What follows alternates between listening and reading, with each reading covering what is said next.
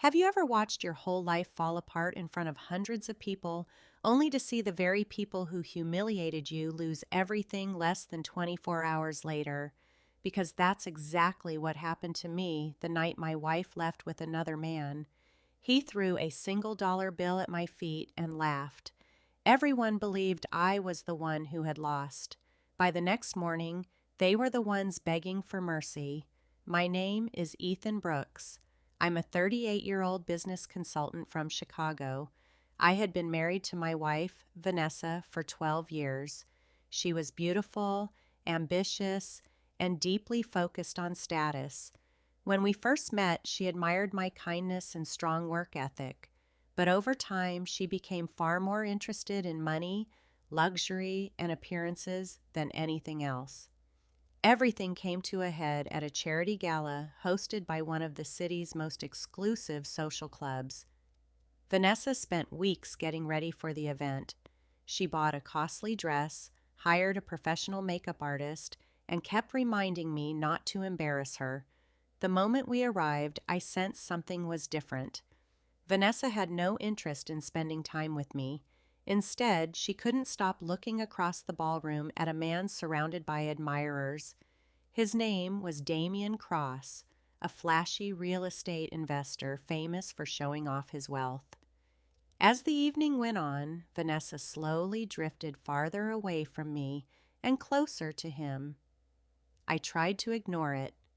Then I saw them laughing together beside the champagne table. An hour later, they were dancing. Another hour passed, and she barely spoke a single word to me. Finally, I walked over. "Vanessa, can we talk?" She rolled her eyes. Before she could answer, Damien stepped between us.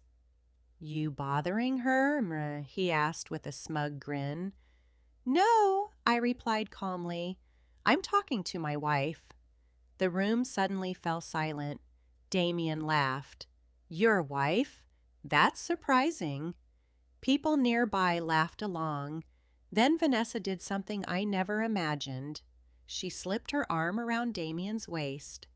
"Maybe not for much longer," she said. The crowd gasped. It felt like someone had punched me in the chest. "Vanessa," I whispered. She didn't look guilty at all. Instead, she smiled. "Look at yourself, Ethan. You're boring. You're average. Damien actually knows how to enjoy life." The humiliation was overwhelming, but Damien still wasn't finished. He reached into his pocket, pulled out a crisp $1 bill, and tossed it at my chest. It drifted slowly to the floor. "There," he said loudly, "buy yourself some dignity." The entire room burst into laughter.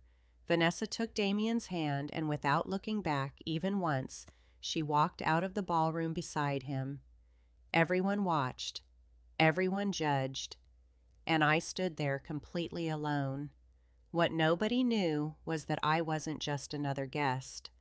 3 years earlier, I had quietly become the majority investor in the financial group, funding Damien's entire real estate empire.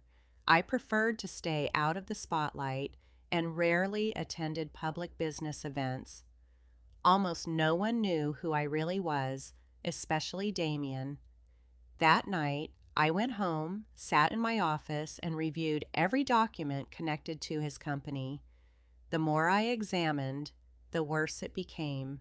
Fraudulent reports, hidden debts, misused investor funds. The evidence was undeniable. At 6 a.m., I called my legal team. At 8 a.m., emergency meetings began. At 10 a.m., investors started pulling out. By noon, regulators had been notified. By evening, Damien's empire was falling apart. The next morning, every major business website carried the same headline. His company was under investigation. Funding had disappeared. Projects were frozen. Accounts were locked. Millions of dollars vanished overnight. And Vanessa? She discovered the truth the hard way. Around 9 o'clock that morning, my phone rang. Her name appeared on the screen. For a moment, I thought about ignoring the call. Instead, I answered. "Ethan," she cried, "please tell me this isn't real." "It is." But Damien said everything was fine. I gave a quiet laugh. Damien says a lot of things. Her voice shook.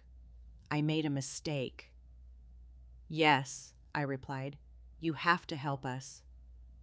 Us? Silence. Then she started sobbing. Please, I want to come home. For years, I had imagined hearing those words, but now they meant absolutely nothing. The woman who had once promised to stand beside me had traded our marriage for money and attention. The moment the wealth disappeared, so did her loyalty. You didn't leave because you stopped loving me, I said. You left because you believed you had found someone richer. Ethan, please. No, I ended the call. That afternoon, someone knocked on my door again. This time it was Damien. The confident millionaire from the gala was gone. His expensive suit was wrinkled. Dark circles surrounded his eyes. Mr. Brooks, he said nervously, can we talk? I looked at him. The same man who had thrown $1 at me now stood there looking terrified. I think we're done talking. Please, he begged.